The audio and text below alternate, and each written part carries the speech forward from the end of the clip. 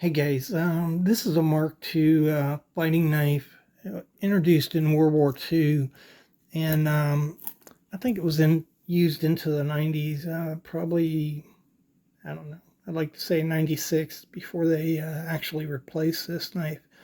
Um, I used one of these in the Marine Corps, and they're just uh, iconic and useful blade design. You can use this thing for a variety of tasks, and it's got a good point to it. Some belly on there, not the greatest, but it's got some if you need to use it for skinning. Long edge here, and it's a big, nice 7-inch blade, but incredibly light in hand, and just a classic knife blade design. And we're not going to talk about that knife, but we're going to talk about this knife. And this is a Bark River Bravo 1.3. And the reason I showed you the Mark II is I think this knife is going to become one of the classic knives. Um, that knife design is much like the Mark II. It's broad, strong. It has belly, a nice point here, and a uh, long edge for cutting. So it's just an all-around good knife for a variety of tasks.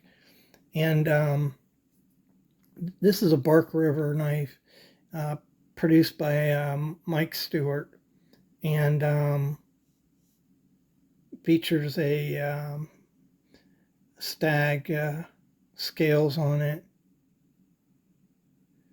and that's genuine elk.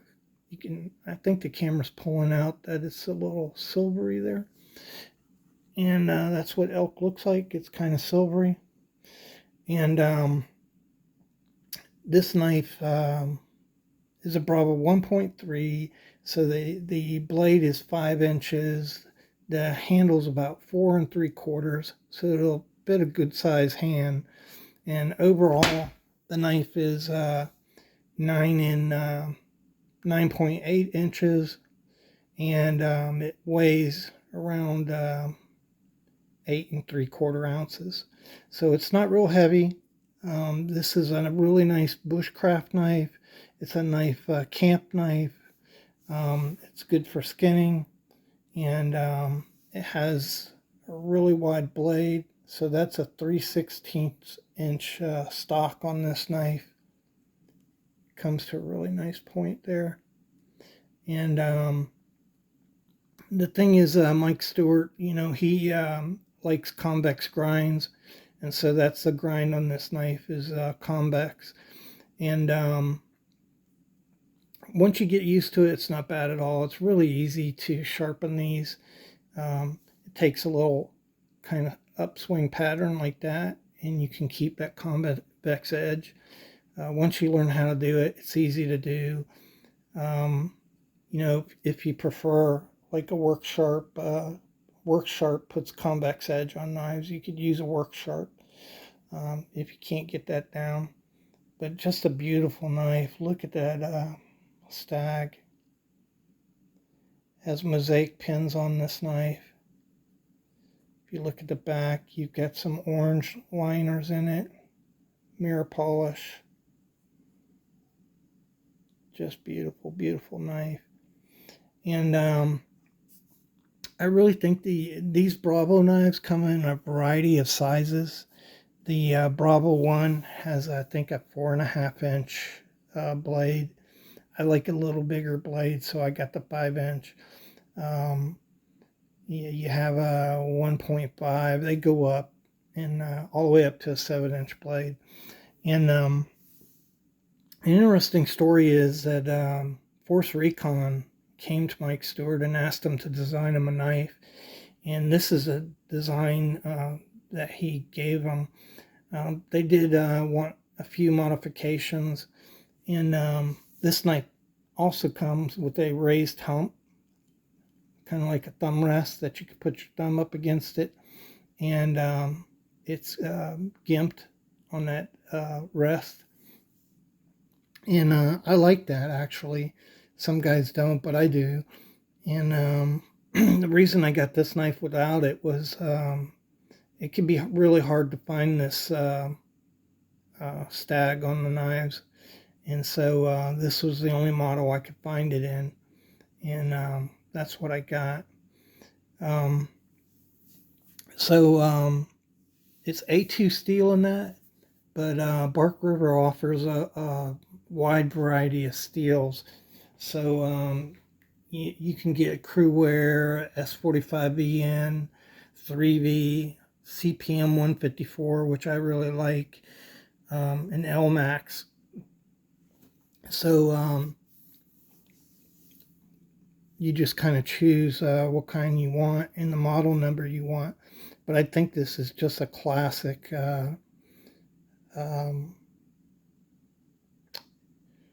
utility knife.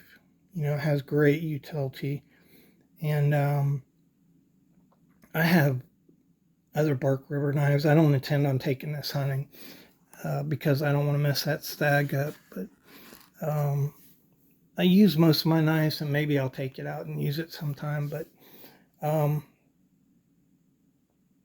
DLT Trading is currently taking orders, pre-orders for Bark River knives. So if you go to DLT, it's a $25 upfront fee, I think, to place the order. But the advantage of that is you could basically build your custom knife. So you can, tell